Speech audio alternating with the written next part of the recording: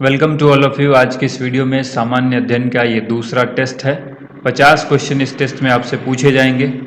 ये आने वाली किसी भी प्रतियोगिता परीक्षा जैसे कि बिहार दरोगा, बिहार एसएससी और अन्य परीक्षा जो बिहार के अंदर होने वाली है उनको ध्यान में रखते हुए बनाया गया है। तो सेट 2 को हम लोग शुरू करेंगे। कल आप सभी ने काफ़ी अच्छा रिस्पॉन्स दिया। उस वीडियो पर हमने 500 लाइक का टारगेट रखा था।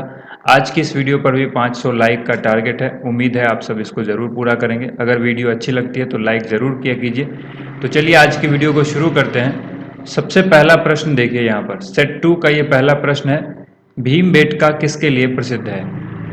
देखिए सेट लगाना बहुत ज़रूरी होता है। अगर आपने तैयारी की है, पहले बीते कुछ दिनों में आपने जहाँ से भी पढ़ाई की हो, तैयारी की है, तो आप सेट लगा करके तैयारी का आकलन जरूर करें। इससे आपको पता लगेगा कि आपने कितनी पढ़ाई की है, क्या क्या क्वेश्चंस आपको अभी तक नहीं आता है। भीमबेटका किसके लिए प्रसिद्ध है? तो देखिए इस क्वेश्चन का राइट आंसर क्या होगा, गुफाओं के लिए शैल चित्र। ठीक है, ऑप्शन ए यहाँ पर करेक्ट आंसर हो जाएगा। नेक्स्ट क्वेश्चन है, निम्नलिखित में से किस स्थान पर मानव के साथ कुत्ते को दफनाए जाने का साक्ष्य मिला है। इस क्वेश्चन का आंसर क्या होगा? तो देखिए कुत्ते का जो साक्ष्य मिला है, मनुष्य के साथ दफनाए जाने का साक्ष्य, ये मिला है बुर्ज होम में। तो ऑप्शन ए यहाँ पर करेक्ट आंसर होगा।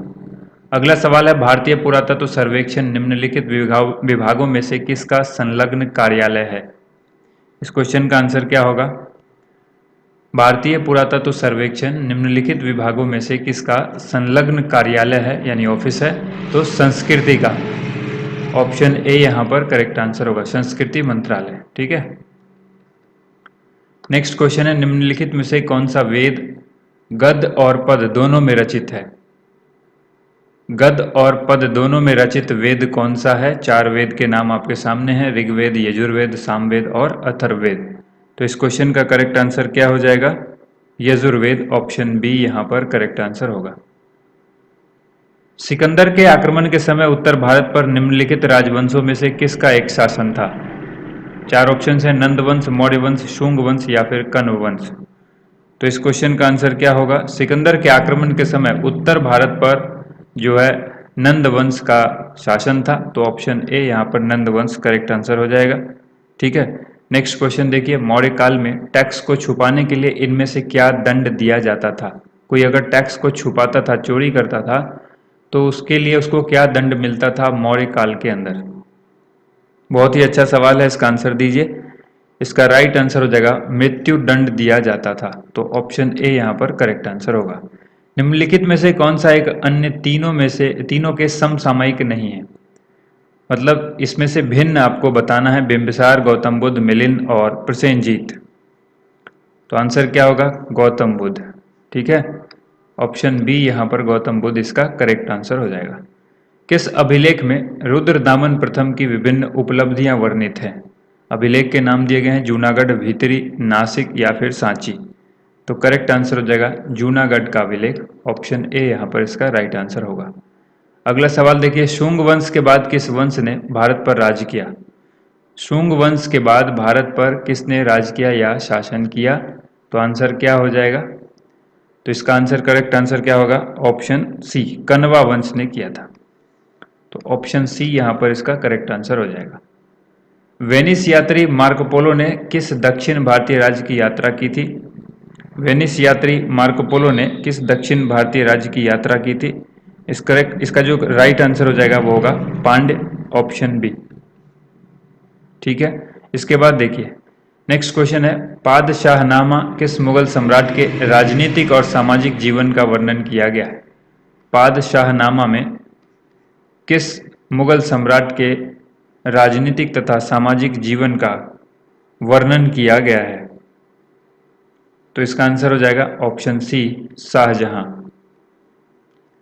अगला सवाल है, अरब आक्रमणकारी मोहम्मद बिन कासिम के समय सिंध का राजा कौन था। अरब आक्रमणकारी था मोहम्मद बिन कासिम और इसके आक्रमण के समय सिंध का राजा पूछा गया है कि कौन थे। तो देखिए इस समय जो सिंध के राजा थे वो थे दाहिर। तो ऑप्शन बी यहाँ पर करेक्ट आंसर हो जाएगा, दाहिर। अगला सवाल है, मोहम्मद बिन कासिम ने सर्वप्रथम सिंध के किस क्षेत्र को जीता। मोहम्मद बिन कासिम ने सर्वप्रथम सिंध के किस क्षेत्र पर विजय हासिल की? तो इसका आंसर हो जाएगा देवल। Option A. नेक्स्ट देखिए, भारत पर पहला मुस्लिम आक्रमण किस वर्ष हुआ? भारत पर पहला मुस्लिम आक्रमण किस वर्ष हुआ? तो इस क्वेश्चन का राइट आंसर होगा ऑप्शन सी, 711 ईस्वी में हुआ था। ठीक है, ऑप्शन सी यहाँ पर करेक्ट आंसर हो जाएगा। अगला सवाल है, मोहम्मद बिन कासिम के द्वारा सिंध पर विजय कब प्राप्त की गई? सिंध पर जो विजय है वो किस वर्ष प्राप्त की गई? तो आंसर हो जाएगा 712 ईस्वी, ऑप्शन सी। नेक्स्ट क्वेश्चन देखिए, भारत में सर्वप्रथम किस मुसलमान आक्रमणकारी ने जजिया कर वसूला था? तो जजिया कर सबसे पहले किस मुसलमान आक्रमणकारी ने भारत में वसूला, ये सवाल आपसे पूछा गया।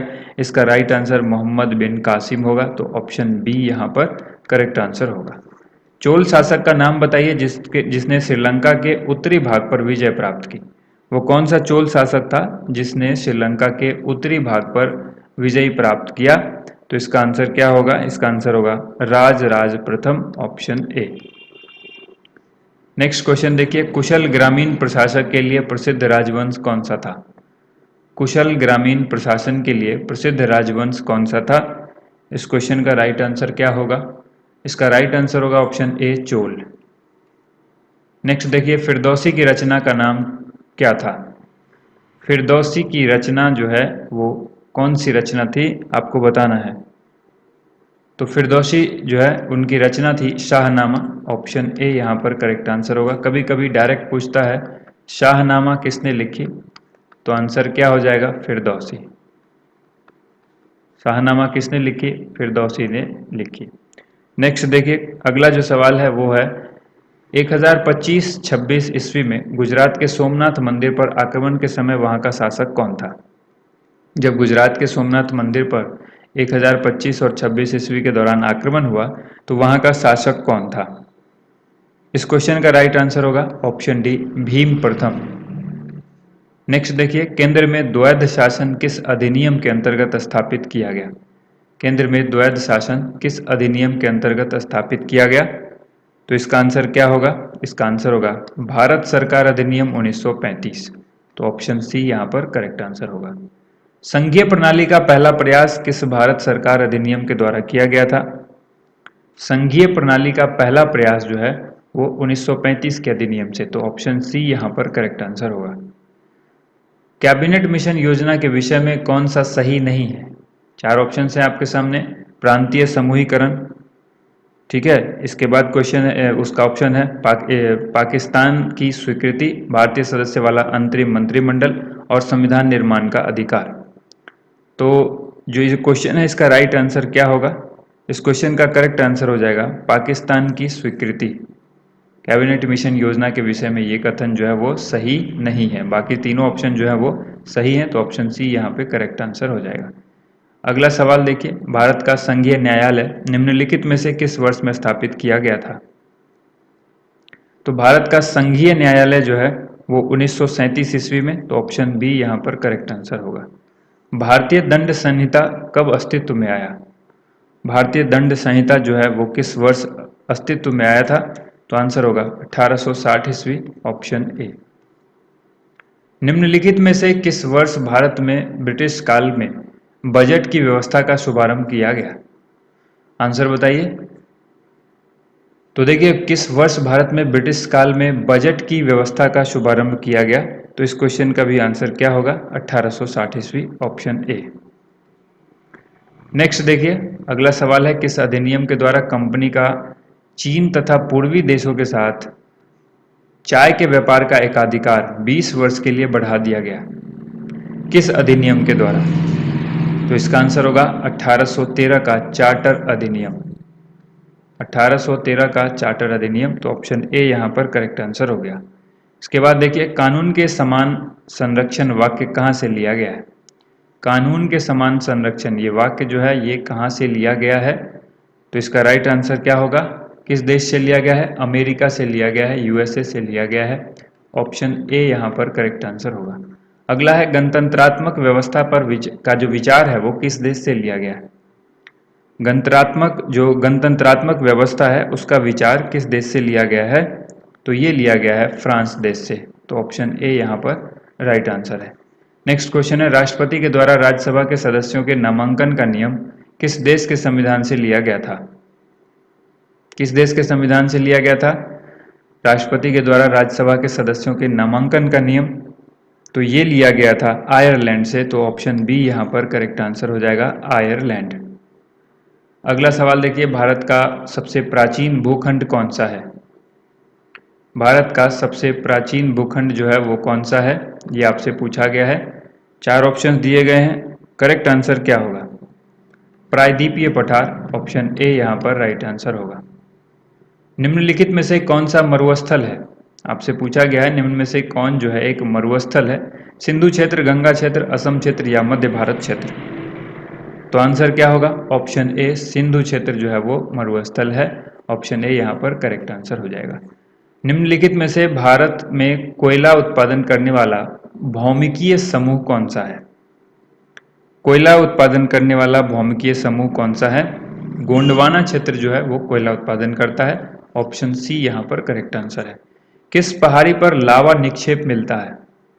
4 ऑप्शंस हैं आपके सामने, राजमहल, अरावली, नीलगिरी और लुसाई।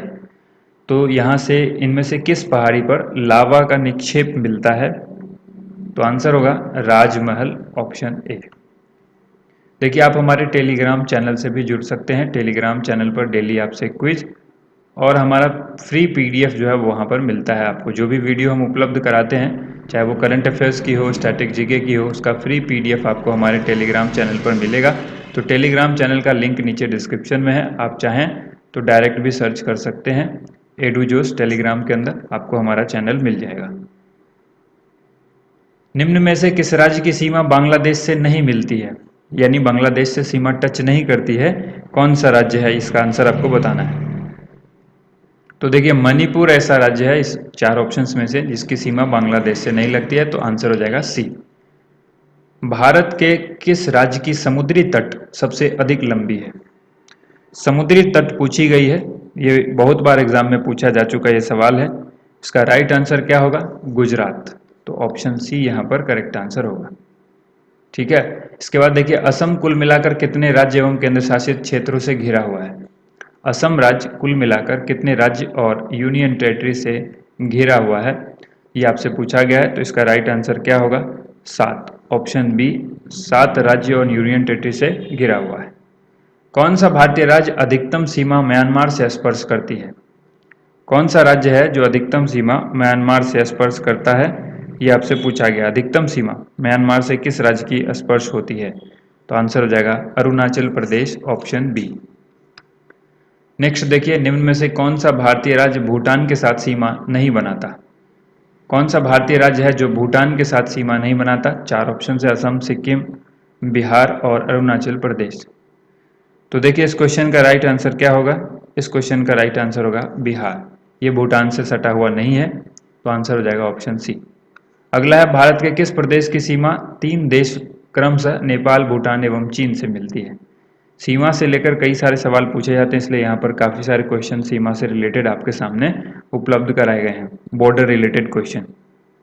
तो देखिए, इस क्वेश्चन का आंसर क्या होगा? भारत के किस प्रदेश की सीमाएं 3 देशों क्रमशः नेपाल, भूटान एवं चीन से मिलती है? तो इसका राइट आंसर हो जाएगा सिक्किम। ठीक है, ऑप्शन डी, सिक्किम इसका राइट आंसर है। असामान्य प्रोटीन अणु प्रियोन कितने अमीनो अम्ल से बने होते हैं? असामान्य प्रोटीन अणु प्रियोन जिसका नाम है, कितने अमीनो एसिड से मिलकर बना होता है? तो आंसर होगा 254, ऑप्शन डी यहाँ पर करेक्ट आंसर है। एड्स देने वाले वायरस की पहचान किस वर्ष जो है वो की गई थी? एड्स के वायरस की पहचान जो है वो किस वर्ष की गई थी? तो इसका राइट आंसर क्या होगा? 1981, ऑप्शन बी। नेक्स्ट क्वेश्चन देखिए, एड्स देने वाले वायरस की पहचान 1981 में जो की गई थी वो किस देश में हुई थी? ये बहुत इंपॉर्टेंट सवाल है कि किस देश के द्वारा ये की गई थी, किस देश में पहचान हुई थी? तो आंसर होगा अमेरिका, ऑप्शन बी। कब? 1981 में। भारत सरकार के द्वारा राष्ट्रीय एड्स नियंत्रण कार्यक्रम की शुरुआत किस वर्ष हुई थी?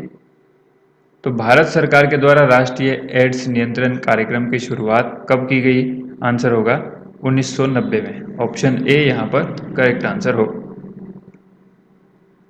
निम्नलिखित में से किस में कोई एंजाइम नहीं होता है। ठीक है, अगला सवाल है, निम्नलिखित में से किस में कोई एंजाइम नहीं होता है? शैवाल, विषाणु, लाइकेन या फिर जीवाणु? तो आंसर क्या होगा इसका? विषाणु होगा। विषाणु में कोई एंजाइम नहीं होता, तो ऑप्शन बी जो है वो यहाँ पे करेक्ट आंसर होगा। विषाणु वृद्धि कर सकता है केवल जीवित कोशिका में, मृत शरीर में, पानी में या फिर चीनी के विलयन में? विषाणु यानी वायरस जो है वो कहाँ पर वृद्धि कर सकता है? तो देखिए केवल जीवित कोशिका के अंदर ही वृद्धि कर सकता है, तो ऑप्शन ए यहाँ पर करेक्ट आंसर होगा। मुर्गियों को होने वाले हैजे का कारण पूछा गया है कि हैजे का कारण जो है जो मुर्गियों में होता है वो हैजे का कारण क्या है? तो इस क्वेश्चन का राइट आंसर क्या होगा? इसका राइट आंसर होगा विषाणु से होता है, तो ऑप्शन बी यहाँ पर राइट आंसर है। निम्नलिखित में से किस रोग का कारण वायरस यानी विषाणु है? और यहाँ पे कुछ सब्जियों के उदाहरण हैं, जैसे कि आलू का लीफ रोल, भिंडी का पीत शिरा मोजैक, टमाटर का लीफ कर्ल। ये सब बीमारी है या फिर इनमें से कोई नहीं? तो इस क्वेश्चन का राइट आंसर हो जाएगा ऑप्शन डी, इनमें से सभी। तीनों जो है वो वायरस के कारण होता है, यानी विषाणु के कारण होता है। तो इसको याद रखिएगा, विषाणु के कारण होने वाला ये रोग है। हाइड्रोफीबिया रोग जो है वो उत्पन्न होता है किसके कारण? तो हाइड्रोफोबिया जो रोग है वो उत्पन्न होता है किसके कारण? विषाणु के कारण। ठीक है, ऑप्शन सी यहाँ पर याद रखिएगा। देखिए कुत्ते के काटने से रेबीज हो जाता है, और जिस व्यक्ति को रेबीज हो जाए उसको हाइड्रोफोबिया भी हो सकता है। और हाइड्रोफोबिया रोग में क्या होता है? पानी से डर लगता है। किससे? पानी से डर लगता है। ठीक है, ये इस रोग का लक्षण है, ये ध्यान रखिएगा। इसके बाद क्वेश्चन है आपके सामने, निम्न में से कौन विषाणु जनित बीमारी है? विषाणु जनित बीमारी इनमें से कौन है? खसरा, छोटी माता, चेचक या फिर इनमें से सभी? तो देखिए खसरा भी वायरस से होता है, छोटी माता भी वायरस से होता है, चेचक भी वायरस से होता है। तो करेक्ट आंसर क्या होगा? ऑप्शन डी, इनमें से सभी। ठीक है, तो उम्मीद करते हैं आपको ये वीडियो अच्छी लगी होगी। इस वीडियो में आपने कितने क्वेश्चन सही किए, कितने क्वेश्चन गलत किए, वो आप कमेंट बॉक्स में ज़रूर लिखिए। खास करके सही क्वेश्चन आपका कितना हुआ वो ज़रूर लिखिएगा। ठीक है, नेगेटिव मार्किंग इसमें आप मान के चलिए 25% का नेगेटिव मार्किंग भी कीजिएगा और अपने स्कोर लिखिएगा। ठीक है, फाइनली आपका जो स्कोर बनता है, जैसे मान लीजिए 50 क्वेश्चन में आपने 10 क्वेश्चन गलत कर दिया। ठीक है, तो 10 क्वेश्चन जो गलत किया तो इस पर आप 25% नेगेटिव मार्किंग भी लगाइए। 40 क्वेश्चन आपका सही हुआ, ठीक है, तो 25% नेगेटिव मार्किंग लगा करके आप जो है 2.5 मार्क्स आप इसका करीब करीब जो है काटिए। फिर आपके मार्क्स जो आते हैं वो कमेंट करके बताइए। उम्मीद करते हैं आप सबको ये वीडियो पसंद आई होगी। वीडियो को ज़्यादा से ज़्यादा लाइक कीजिएगा ताकि हमें मोटिवेशन मिले और इस तरह की वीडियो आपको रेगुलर उपलब्ध करा सकें। Thank you so much.